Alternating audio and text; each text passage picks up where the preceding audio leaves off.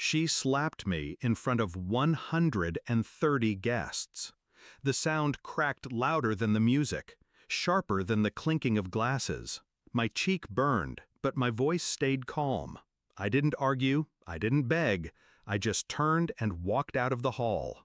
As the doors closed behind me, I pulled out my phone and made a single call. 30 minutes later, when the man walked through those same doors, every face in that room turned pale. My new daughter-in-law dropped her glass. My son's shoulders slumped. And then came the tears. But let me take you back. I raised my son alone. His father died when he was young, leaving me with nothing but debts and a boy who looked at me like I was his entire world. I worked 3 jobs. I sacrificed sleep, comfort, and years of my own life to buy us a home, a small apartment that became our fortress. Every scratch on its walls, every chair, every book, I had paid for with my sweat. That place wasn't just brick and plaster.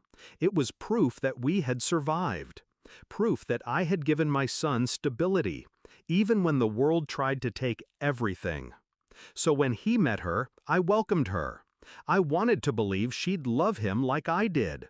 I wanted to believe he'd finally have his own family, his own happiness. I was wrong. It started small. Her comments, sharp as glass, always disguised as jokes. Your apartment is cozy for now. Or, you don't really need all that space at your age, do you? She wanted the apartment. She didn't hide it. She spoke about it like it was already hers. My son laughed nervously each time, avoiding my eyes. That avoidance told me everything. He had promised her my home, promised her my life's work. And instead of defending me, he stayed silent.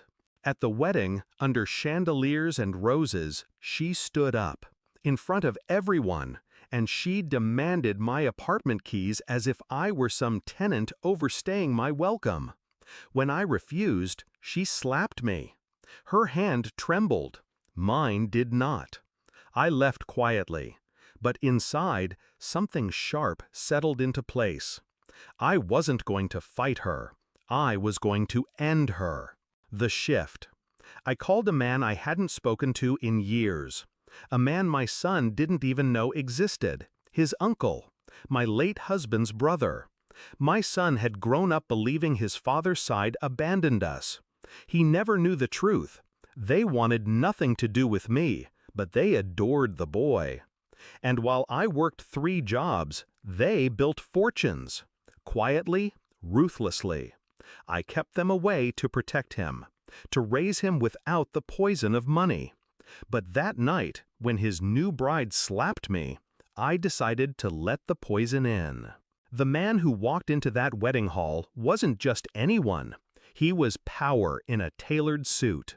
He was blood my son had never met but could never deny. When my daughter-in-law saw him, her face drained. She knew the type. Men who smile without warmth. Men who don't forgive. He announced himself before the room, spoke my son's name, told everyone who he was. The silence was suffocating. And then he dropped the truth. He said the apartment wasn't mine to give. He had transferred ownership to a family trust, legally, irrevocably. My son was still welcome, of course, but her? She would never touch a single brick. She crumbled in front of the guests. My son looked at me, betrayed, not by her, but by me.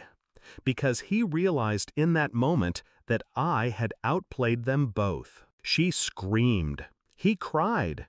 And I stood there, calm as stone, watching the empire I'd built shift beneath their feet.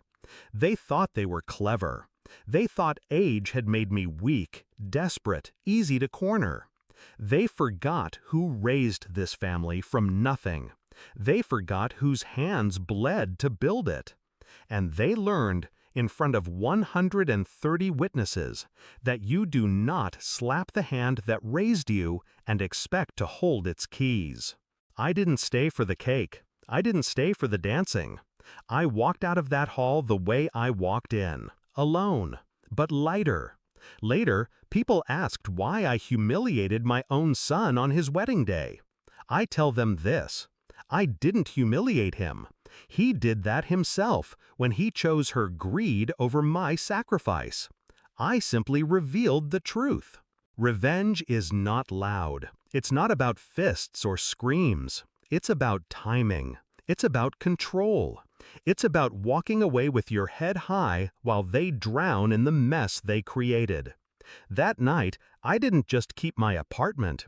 I kept my dignity. And they kept their tears.